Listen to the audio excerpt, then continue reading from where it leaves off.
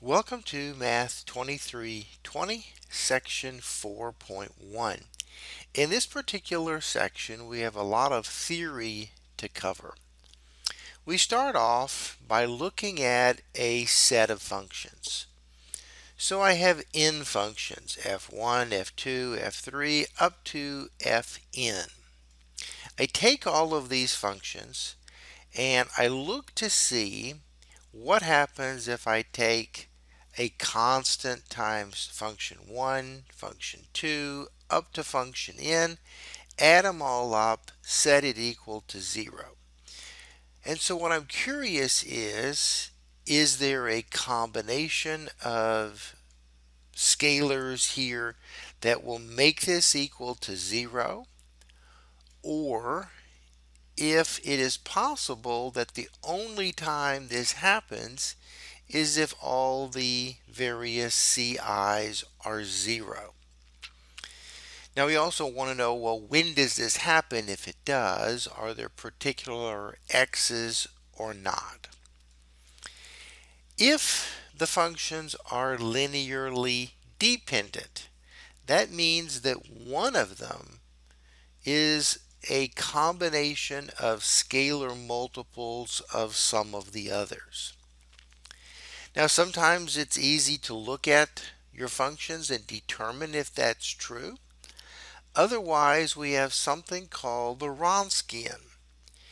Now, the Wronskian typically can be used for n functions, but in this case, I've only limited it to 3 so we can see what's going on.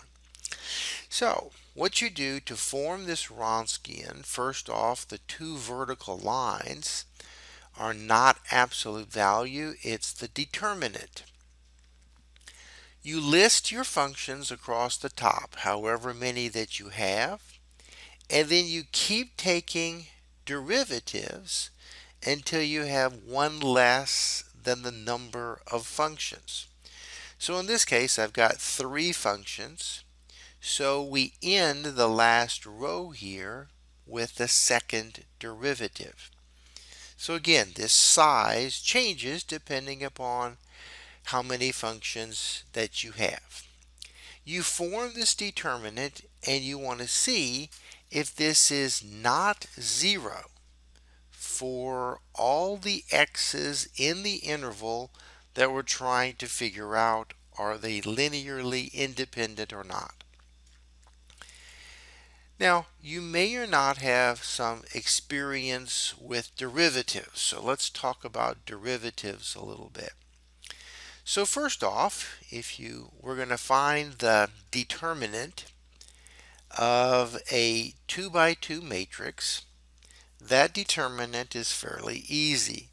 The determinant is simply you multiply the downward diagonal minus the product of the upward diagonal, and whatever that number gives you. Now, bigger than 2 by 2 gets more complicated. So for example, supposing I've got a 3 by 3 matrix. We have position numbers. First number is the row the item is in. The second number is the column it's in. So row 1, column 1, row 1, column 2, and so on. So this position is in the second row, third column. Each of these positions has a sign associated with it. And the sign is calculated based on -1 raised to the sum of the position numbers. So what that means is if the position numbers add to an even number, that position is plus. And if the position numbers add to an odd number, that position number is minus.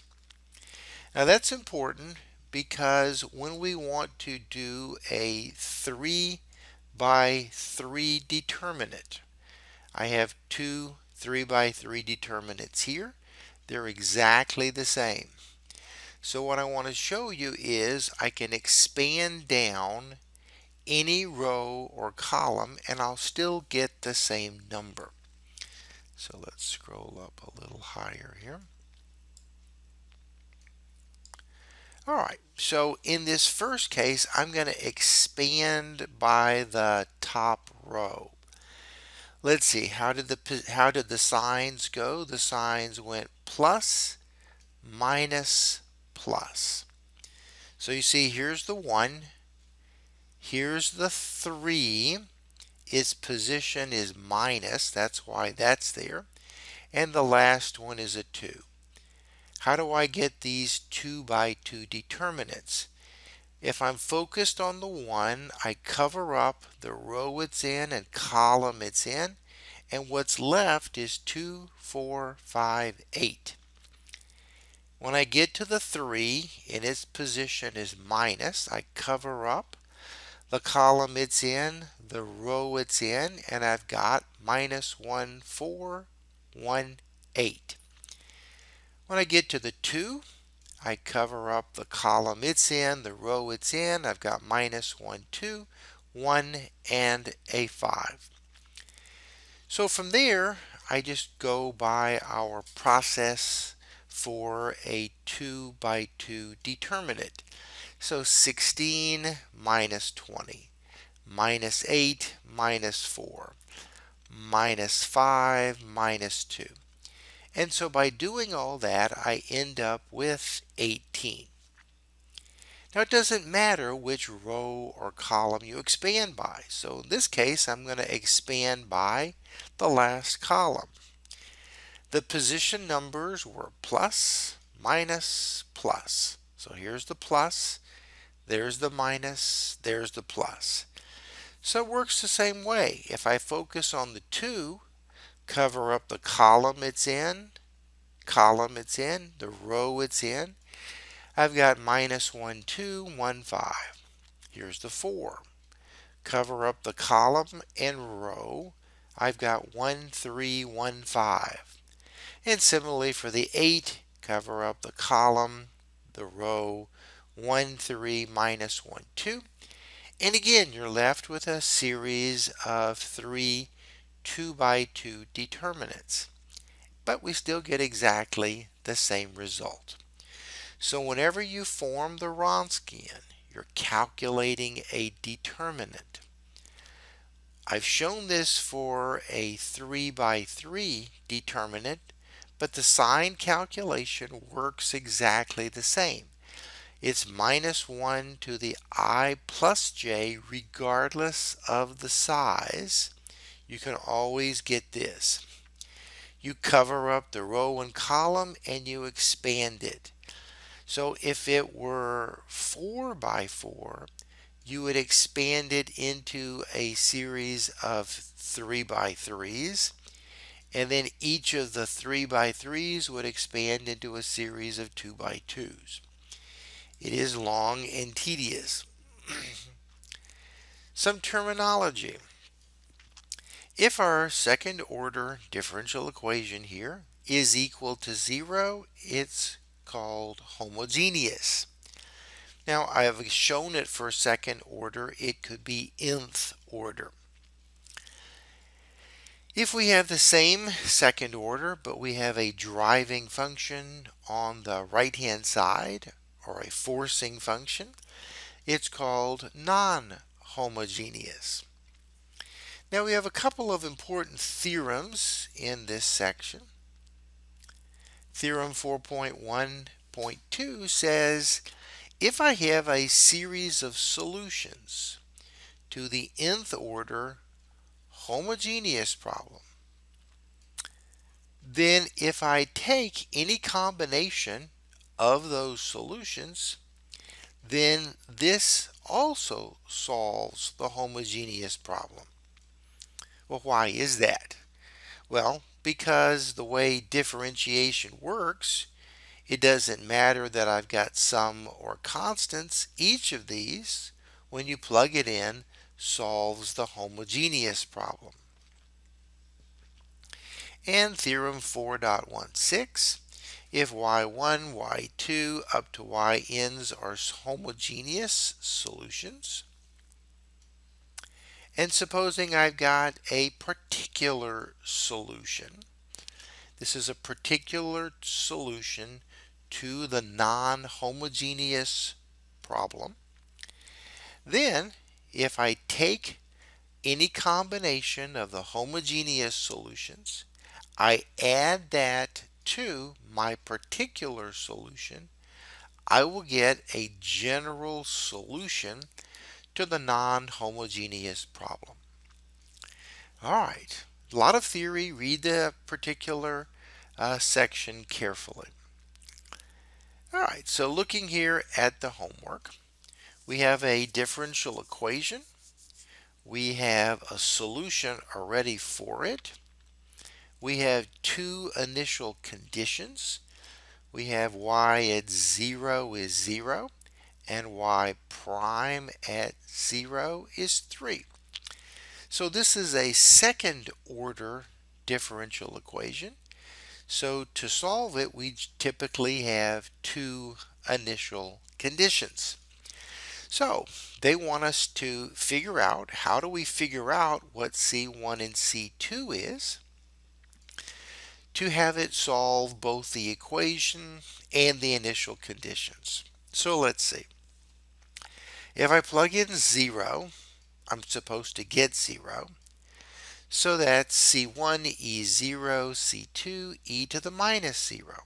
But e to the 0 is 1. So e to the minus 0 is also 1. And I get C1 plus C2 is 0. Taking the derivative of it, I pick up a minus in the front. Plug in 0, I'm supposed to get 3. And so what I end up with is 3 is C1 minus C2. So I have a set of two equations and two unknowns. In this case, I can just add them up, and I get 2C1 is equal to 3, or C1 is 3 halves, and from the first equation here, I get that C2 is minus C1, so it's minus 3 halves. And so here is our solution that both solves the differential equation and the initial conditions.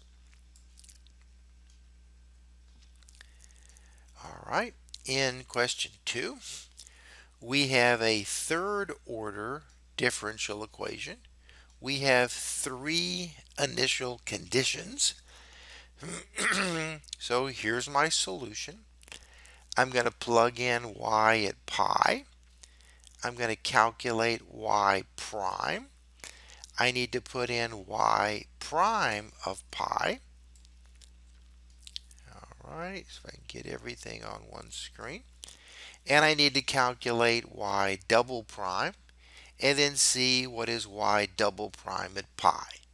So these are my initial conditions. And so I just plug them in and I see what does that mean for my constants C1, C2, C3.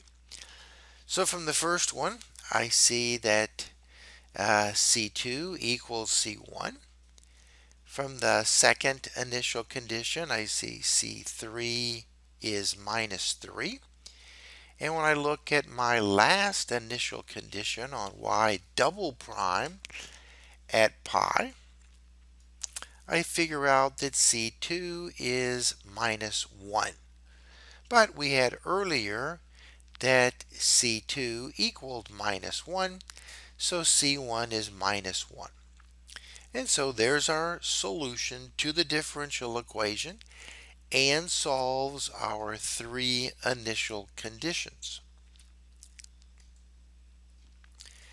All right, in question 3 here, question 3, we're given a set of three functions. We want to know, are they linearly independent on the whole number line, independent of x? Well, let's see. So I'm looking to see, is there a sum of them that would be 0? or if the only time it's 0 is if the constants is 0. Now, it's linearly dependent if one function is a combination of the others. And in our case, it certainly is the case. f3, which is 4x minus 3x squared, that's equal to 4 times f1 plus minus 3 times f2. So f3 is a combination of the others. So in this case, we could just look at it and determine that. If you didn't see that, then let's go through what the Wronskian is. So the Wronskian, remember, I list all my functions. So here are the 3 functions. I then start differentiating up to the second derivative. This is a 3 by 3 determinant. My signs looked like plus, minus, plus here.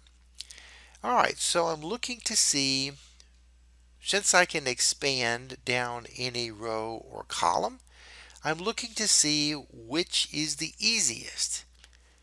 I could have gone down the first column because it has a 1 and a 0.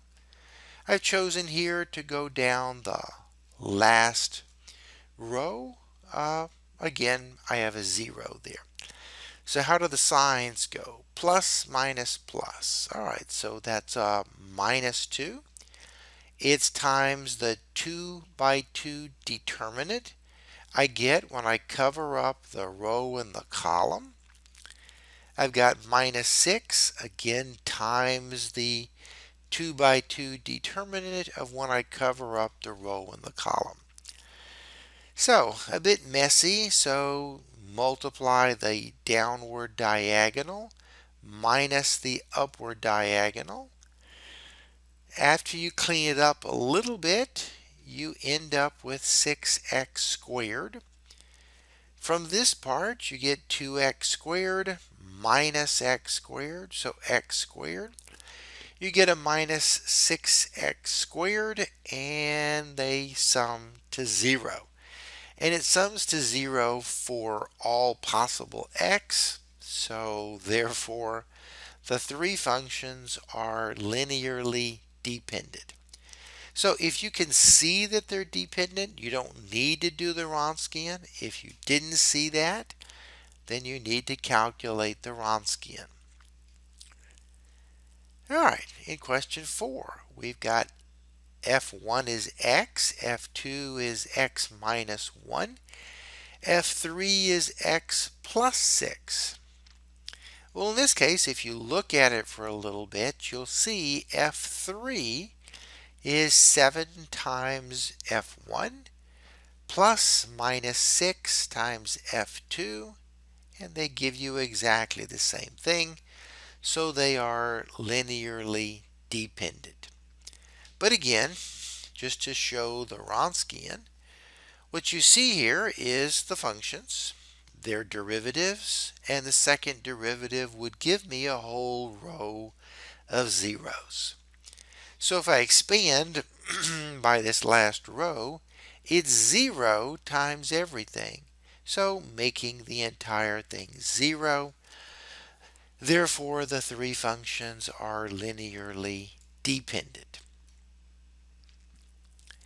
And in our last question here, we are given a solution to this differential equation.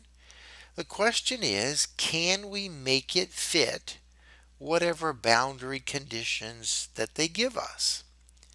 So you simply have to plug in the initial conditions, what they're equal to, and see what happens. So in this first case, I've got c1 plus c2 is minus 3. And in this case, the sum has got to be 1. Well, when you look at that system of equations, that has no solutions. In the second case, different set of initial conditions, I plug in y at 0, and I'm supposed to get 1. Well, that would say that 1 is equal to 3, or minus 2 is equal to 0. That's not possible.